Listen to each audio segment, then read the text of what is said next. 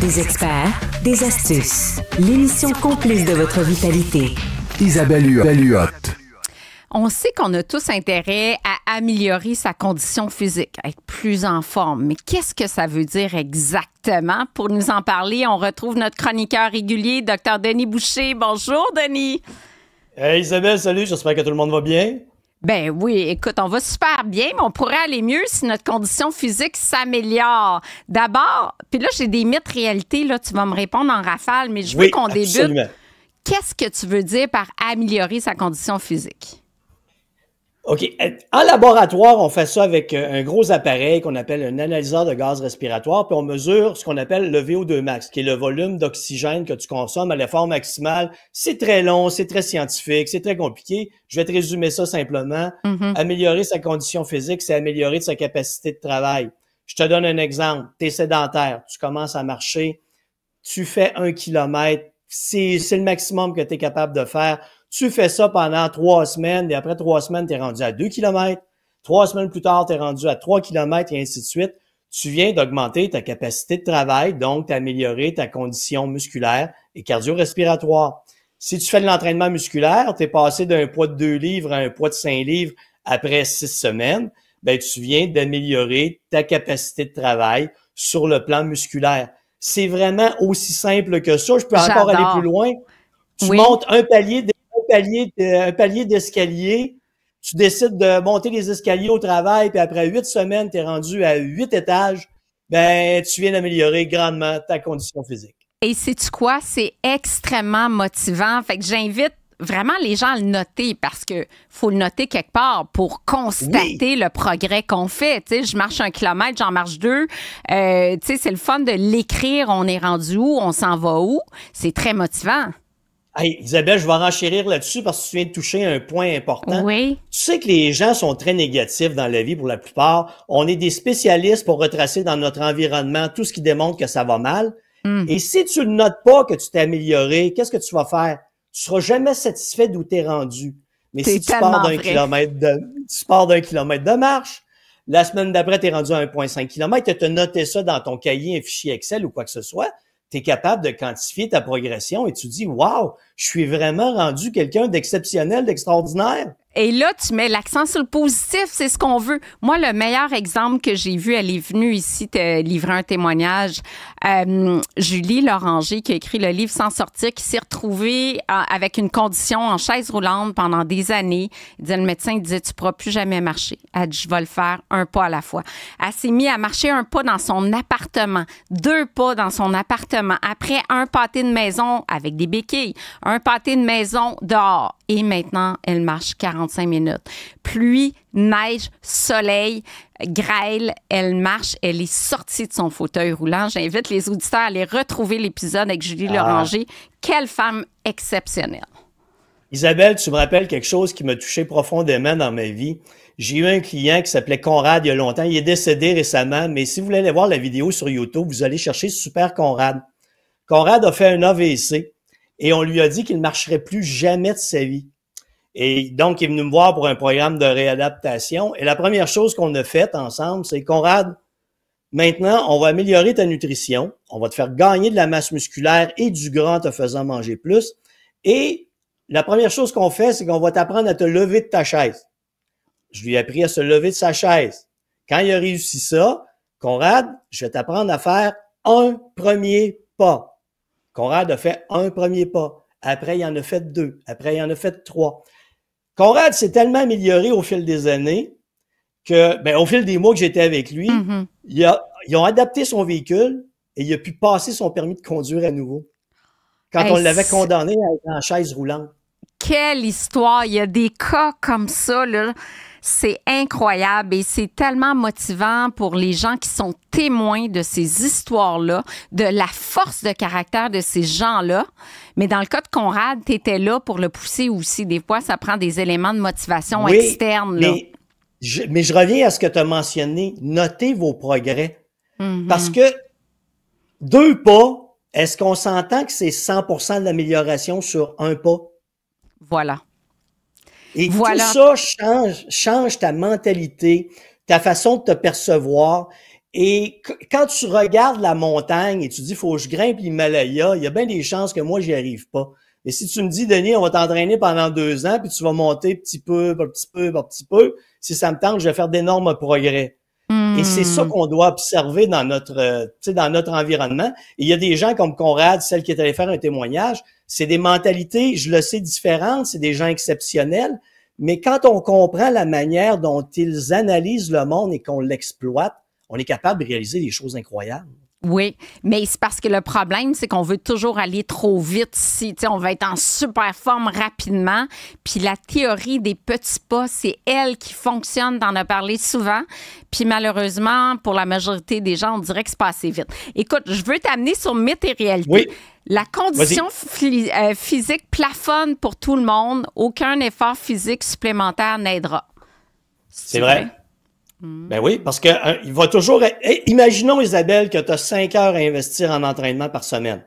Tu pars de 0 heure et tu montes à 5 heures. Ta condition physique va augmenter, va augmenter, va augmenter, va augmenter et tu vas plafonner.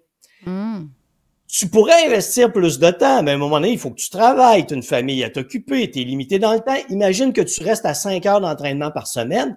Tu auras beau essayer de varier les intensités comme de la manière que tu voudras. Tu vas atteindre un maximum de conditions physiques.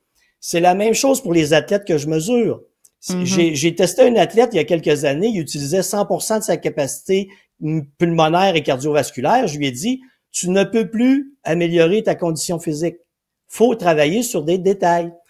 Et comme on est dans une société que c'est toujours plus de conditions physiques, les gens tentent toutes sortes de stratégies assez stupides pour aller s'épuiser, aller pousser la machine au bout.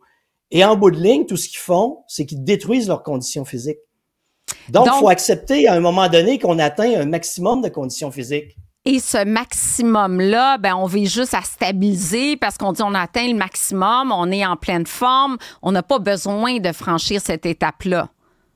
Exactement. Et si tu marches 10 kilomètres par semaine, t'es pas obligé d'aller courir un marathon, même si tout le monde te dit que c'est plus spectaculaire, c'est plus fantastique, tu vas être plus extraordinaire si tu deviens marathonien. Tu comprends? T'es pas obligé d'en faire plus tout le temps. Les apparences, le spectaculaire, c'est pas pour la majorité des gens.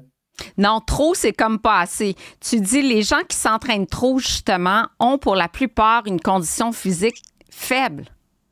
Ben oui! Isabelle, quelqu'un qui s'entraîne beaucoup, qui met 10 à 15 heures d'entraînement par semaine, toute son attention est portée sur l'entraînement.